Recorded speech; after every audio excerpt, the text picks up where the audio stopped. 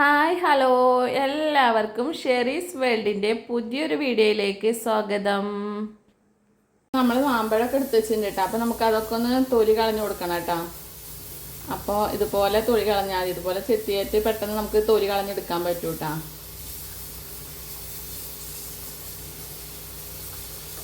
കണ്ടില്ലേ, ഇതുപോലെ എടുത്താൽ മതി. ഈ ഒരു തരത്തിലുള്ള മാങ്ങയാണ് ഏറ്റവും നല്ലത് കേട്ടോ നമുക്ക് മാമ്പഴ പുളിശ്ശേരി ഉണ്ടാക്കാൻ വേണ്ടിയിട്ട്. അപ്പോൾ ഞാൻ എപ്പോഴും എല്ലാവരോടും പറയണ പോലെ പറയട്ടെ, എൻ്റെ വീഡിയോസൊക്കെ ഇഷ്ടപ്പെട്ടാൽ ലൈക്ക് ചെയ്യാനും ഷെയർ ചെയ്യാനും സബ്സ്ക്രൈബ് ചെയ്യാനും മറക്കരുത് കേട്ടോ. അപ്പോൾ ഞാൻ എല്ലാതും ഇതുപോലെ നാക്കിയെടുക്കട്ടെ കേട്ടോ. അപ്പോൾ ഇതിന് നമ്മളെ മാമ്പഴ പുളിശ്ശേരിക്കുള്ള മാങ്ങ ഒക്കെ തൊലി ഉരിഞ്ഞ് വെച്ചിട്ടുണ്ട് കേട്ടോ. അപ്പോൾ നമുക്കിനി അത് വേറൊരു പാത്രത്തിലേക്ക് ഇട്ട് കൊടുക്കാം കേട്ടോ. അപ്പോൾ എല്ലായിടത്തും മാങ്ങ സീസൺ ആണല്ലോ, ഇഷ്ടം വേണ്ടി മാങ്ങ കിട്ടാണ്ടാവുമല്ലേ. അപ്പോൾ എല്ലാവർക്കും ഉണ്ടാക്കാനൊക്കെ ഒരുവിധം എല്ലാവർക്കും അറിയുണ്ടാവും. അപ്പോൾ അറിയാത്തവരൊക്കെ ഒന്ന് ഇതുപോലെ ഉണ്ടാക്കിക്കോളൂ കേട്ടോ. ഞാൻ അതൊരു 1/2 സ്പൂൺ മുളകും പൊടി ഇട്ട് കൊടുക്കുന്നുണ്ട് കേട്ടോ. ഇനി ഞാനിതാ ഒരു 1/2 സ്പൂൺ മഞ്ഞൾപ്പൊടി ഇട്ട് കൊടുക്കുന്നുണ്ട് കേട്ടോ. ഇനി ഞാൻ ആവശ്യത്തിന് ഉപ്പ് ഇട്ട് കൊടുക്കുന്നുണ്ട് കേട്ടോ. ഉപ്പ് ഇട്ട് കൊടുത്തു. ഇനി ഞാൻ കൈ വെച്ചൊന്ന് തിരുമ്മി കൊടുക്കുന്നുണ്ട് കേട്ടോ. അതൊക്കെ ഒന്ന് ഇതുമ്മ പിടിക്കാനാണ്, ഉപ്പും മുളകൊക്കെ നന്നായി ഒന്ന് പിടിക്കാൻ വേണ്ടിയിട്ടാണ് കേട്ടോ. ഇതുപോലെ ഒന്ന് തിരുമ്മി കൊടുക്കാം. ഞാനിപ്പോൾ ഏകദേശം ഒരു 10 മാമ്പഴം എടുത്തുള്ളത് കേട്ടോ. ഇതുപോലത്തെ മാമ്പഴമാണ് ഏറ്റവും നല്ലത് കേട്ടോ. ചെറിയ മാങ്ങകളാണ് ഏറ്റവും പുളിശ്ശേരി ഉണ്ടാക്കാൻ നല്ലത്. ഇത് ഞാൻ 2 പച്ചമുളക് കീറിട്ട് കൊടുക്കുന്നുണ്ട് കേട്ടോ. 3 എണ്ണം ഉണ്ട്, 2 എണ്ണം അല്ല. അപ്പം അതും കൂടി ഇട്ട് കൊടുക്കാം. നമ്മൾ അടുത്ത വീട്ടിലത്തെ ചേച്ചി തന്നതാട്ടോ മാമ്പഴം. നമ്മളെ വീട്ടിൽ മാങ്ങൊന്നുമില്ല. ഇനി നമ്മളെ മാമ്പഴം വേവാനുള്ള വെള്ളം ഒഴിച്ച് കൊടുക്കണം കേട്ടോ. നല്ലോണം മാമ്പഴം ഒന്ന് വെന്ത് വരണ്ടേ, അതിനുള്ള വെള്ളം ഒഴിച്ച് കൊടുത്തിട്ടുണ്ട്, വെച്ച് കൊടുത്തിട്ടുണ്ട് കേട്ടോ. അപ്പോൾ നമ്മളെ മാമ്പഴം വേവാൻ വേണ്ടി അടുപ്പത്ത് വെച്ചിട്ടുണ്ട് കേട്ടോ. അപ്പോൾ നന്നായി ഒന്ന് വെന്ത് തിളച്ച് വരട്ടെ. നമുക്കൊന്ന് മൂടി വെച്ചിട്ട് കത്തിച്ച് കൊടുക്കാം കേട്ടോ. ഇനി ഇതാ ഞാൻ ഒരു ചെറിയ നാളികേരത്തിൻ്റെ മുറി ചിറകി വെച്ചിട്ടുണ്ട്. അതിലേക്ക് ഞാനിതാ ഇത്തിരി നല്ല ജീരകം ഇട്ട് കൊടുക്കുന്നുണ്ട് കേട്ടോ. അപ്പോൾ അതും നമുക്ക് അടിച്ചെടുക്കണം മിക്സിയിലിട്ടിട്ട്. മിക്സിയുടെ ചാറ് വെച്ച് കൊടുത്തിട്ടുണ്ട് കേട്ടോ. ഇനി അതിലേക്ക് ഞാൻ നാളികേരം ഇട്ട് കൊടുക്കാൻ പോവാണ് അരക്കാൻ വേണ്ടിയിട്ട്. അപ്പോൾ അതൊന്ന് അടിച്ചെടുക്കാം കേട്ടോ. നമ്മൾ നല്ല ജീരകവും നാളികേരം കൂടിയാണ് ഇട്ട് അടിച്ചെടുക്കുന്നത് കേട്ടോ. പിന്നെ ഇതായി ഞാൻ തൈര് ഒഴിച്ച് കൊടുക്കണം കേട്ടോ. നല്ല കട്ട തൈര് വേണം കേട്ടോ. അതാണ് മാമ്പഴ പുളിശ്ശേരിക്ക് നല്ല ടേസ്റ്റ് കൊടുക്കുന്നത്. അപ്പോൾ കട്ട തൈര് തന്നെ ഒഴിക്കണേ. അപ്പം എല്ലാം കൂടി അടിച്ചെടുക്കുകയാണ് കേട്ടോ. അപ്പോൾ നമ്മളെ മാമ്പഴമൊക്കെ നന്നായി തിളച്ചിട്ടുണ്ട് കേട്ടോ.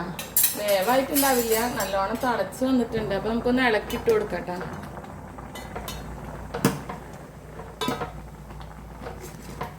അല്ലെങ്കിൽ അടി പിടിക്കണ പോലെ ആവും. അതുകൊണ്ടാണ് ഇടക്കിടക്കൊന്ന് ഇളക്കിയിട്ട് കൊടുക്കണം കേട്ടോ. നമ്മൾ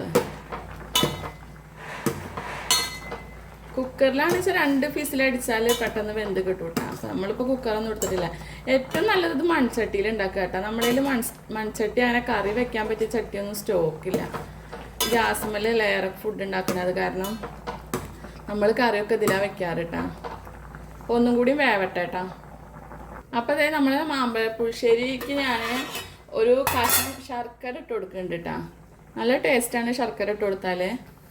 അപ്പോൾ അതും കൂടി ഇട്ടിട്ട് അതൊന്ന് അതിൽ സെറ്റായിട്ട് വെക്കാം കേട്ടോ.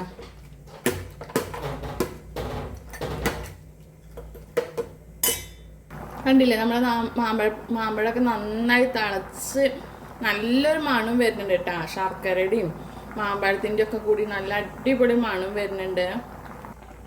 അപ്പോൾ അതായത് നല്ലോണം വെന്ത് തുടങ്ങിയിട്ടുണ്ട് കേട്ടോ. നല്ല വെള്ളമൊക്കെ വറ്റി തുടങ്ങിയിട്ടുണ്ട്. അപ്പോൾ ഏകദേശമൊക്കെ സെറ്റായി തുടങ്ങിയിട്ടുണ്ട് കേട്ടോ. നല്ല മാമ്പഴത്തിൻ്റെ മണവും വരുന്നുണ്ട്. അപ്പോൾ നമ്മൾ മാമ്പഴമൊക്കെ നല്ല വെന്ത് വെള്ളമൊക്കെ വറ്റിയിട്ടുണ്ട് കേട്ടോ. അപ്പോൾ നമുക്ക് നമ്മൾ അരപ്പ് ചേർത്ത് കൊടുക്കട്ടോ. ഒരുപാട് അരച്ചിട്ടില്ല കേട്ടോ. ഞാൻ നാളികേരം ഒരു മിതമായ ലെവലിൽ അരച്ചിട്ടുള്ളൂ, ഒരുപാട് അരക്കരുത് കേട്ടോ. അപ്പോൾ നമ്മൾ അരപ്പൊക്കെ ചേർത്ത് കൊടുത്തിട്ടുണ്ട്. ജാറിൽ ഇത്തിരി കൂടി ഉണ്ട്, അതും കൂടി ഒന്ന് ആക്കി കൊടുക്കണം. ചെറുതായിട്ടൊന്ന് തള വരട്ടെ. അതുവരെ നമുക്ക് വെയിറ്റ് ചെയ്യാം. അപ്പോൾ നമ്മൾ മാമ്പഴ പുളിശ്ശേരി സെറ്റായിട്ടുണ്ട് കേട്ടോ. നല്ല അത്യാവശ്യത്തിന് കുറുകിയിട്ടുണ്ട്. ഇനിയിപ്പോൾ ഒന്നും കൂടി ഇരുന്നിട്ട് കുറുകൂട്ടാ നന്നായിട്ട്. അപ്പോൾ നമുക്കിതിലേക്ക് കടുക് താളിച്ചിട്ട് ഒഴിച്ചു കൊടുക്കണ്ടേ. അപ്പോൾ അതിനുള്ള കാര്യങ്ങൾ ചെയ്യട്ടാ. ഇനി ഇതാ ഞാൻ കടുക് താളിക്കാൻ നെയ്യ് ഒഴിച്ചു കൊടുക്കണം കേട്ടോ. വെളിച്ചെണ്ണയിൽ താളിക്കണേക്കാളും നല്ലത് നെയ്യിൽ താളിക്കുകയാണ് കേട്ടോ. അപ്പോൾ നെയ്യ് ഒഴിച്ചു കൊടുത്തിട്ടുണ്ട്. മിൽമയുടെ നെയ്യാണ് കേട്ടോ. ഇനി ഇതേ നമ്മളെ നെയ്യൊക്കെ നന്നായി ചൂടായി വന്നിട്ടുണ്ട്. അപ്പം നമുക്ക് അതിലേക്ക് കടുക് ഇട്ട് കൊടുക്കാം കേട്ടോ. കടുക് ഇട്ട് കൊടുത്തിട്ടുണ്ട്. ഇനി ഞാൻ കുറച്ച് വറ്റൽമുളക് ഇട്ട് കൊടുക്കുന്നുണ്ട് കേട്ടോ. പിന്നെ ഇതേ നമ്മളെ കറിവേപ്പിലും കൂടി ഇട്ട് കൊടുക്കുന്നുണ്ട് കേട്ടോ. അതൊന്ന് പൊട്ടട്ടെ, അത് വരെ വെയിറ്റ് ചെയ്യാം കേട്ടോ. അപ്പം നമ്മളെ കടുകൊക്കെ നന്നായി പൊട്ടി വന്നിട്ടുണ്ട് കേട്ടോ. അപ്പം നമുക്കിനി അത് ഒഴിച്ചു കൊടുക്കാം കേട്ടോ.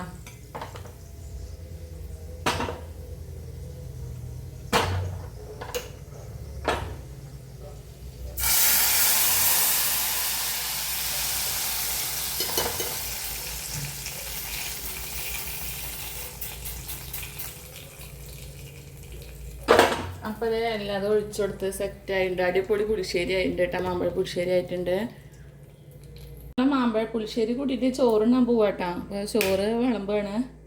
അപ്പോൾ ഇന്ന് നമുക്ക് അടിപൊളിയല്ലേ മാമ്പഴ പുളിശ്ശേരി കൂട്ടി ചോറുന്നാൻ നല്ല ടേസ്റ്റ് അല്ലേ. നമ്മളെ നാടൻ കറികൾ കൂട്ടി കഴിക്കാൻ തന്നെ ഒരു പ്രത്യേക ടേസ്റ്റല്ലേ.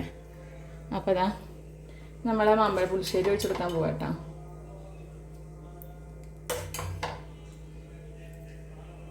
നിങ്ങളെല്ലാവരും ഇങ്ങനെയാണോ മാമ്പഴ പുളിശ്ശേരി ഉണ്ടാക്കുക വെച്ചാൽ ഒന്ന് കമൻറ്റ് ചെയ്യണേ, മറന്നു പോകരുത് കേട്ടോ. അപ്പോൾ പുളിശ്ശേരി ഒഴിച്ചു കൊടുത്തിട്ടുണ്ട്. ഇനി നമ്മൾ ഒരു ഉണക്കമീൻ വറുത്തിച്ചിട്ടുണ്ട് കേട്ടോ. അപ്പോൾ അതും കൂടി ഒന്നാണ്ട് ഇട്ട് കൊടുക്കാം. അപ്പോൾ സെറ്റ് ആയിട്ടുണ്ട്, അടിപൊളിയായിട്ടുണ്ട്. അപ്പോൾ ഞാൻ ഫുഡ് കഴിക്കട്ടെ കേട്ടോ. അപ്പം നമുക്ക് വീണ്ടും ഒരു പുതിയ വീഡിയോ ആയിട്ടും കാണാം. അതുവരെ എല്ലാവർക്കും ടാറ്റാ, ബൈ.